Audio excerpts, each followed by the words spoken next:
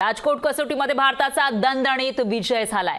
भारताने इंग्लंडला 434 धावांनी नमवलेला आहे। तर सामन्यामध्ये रवींद्र जडेजाची अष्टपैलू कामगिरी पाहायला मिळाली आहे आणि यशस्वी जयस्वालची द्विशतकी खेळी सुद्धा इथं पाहायला मिळाली आहे। पदार्पणात सरफराजची चमकदार कामगिरी सर्व क्रिकेट प्रेमींनी अनुभवलेली आहे। तर चौथ्या दिवशीच भारताने विजयाला गवसणी घातल्याचं पाहायला मिळतंय आणि आताची सगळ्यात मोठी आणि महत्त्वाची अपडेट आपण सगळ्यात आधी लोकशाही मराठीच्या माध्यमातून बघत आहोत। याविषयी अधिक माहितीसाठी लोकशाही मराठीचे विशेष प्रतिनिधी संजय दुधाणे हे आपल्या सोबत जोडले गेले आहेत। संजय, काय सांगाल? कसोटी सामन्यामध्ये भारताने इंग्लंड जो जिथून क्रिकेटची सुरुवात झाली होती त्या देशाला नमवलेला आहे, कशी राहिली ही कसोटीचा हा जो सामना आहे तो?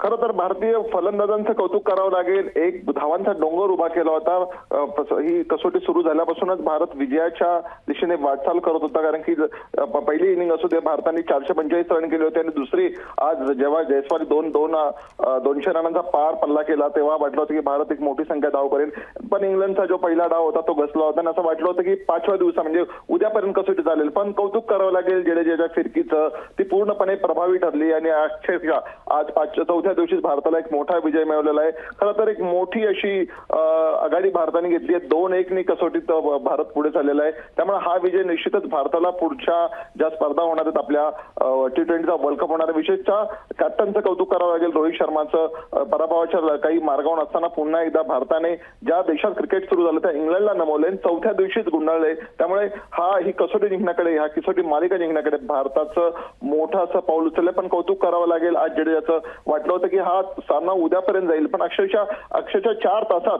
म्हणजे 12-1 वाजता त्यांची फलंदाजी सुरू झाली आणि 5 तासात अख्खा डाव गुंडाळला। त्यामुळे एक मोठा असा विजय भारतीय संघाने मिळवलेला आहे आणि निश्चितच भारतीय संघाला हा विजय पुढील कामगिरीसाठी एक मैलाचा दगड ठरणार आहे, कारण की आपण इंग्लंडला हरवलंय।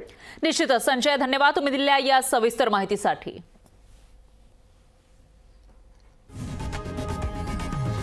लोकशाही मराठी ऐका, पहा, जागरूक रहा।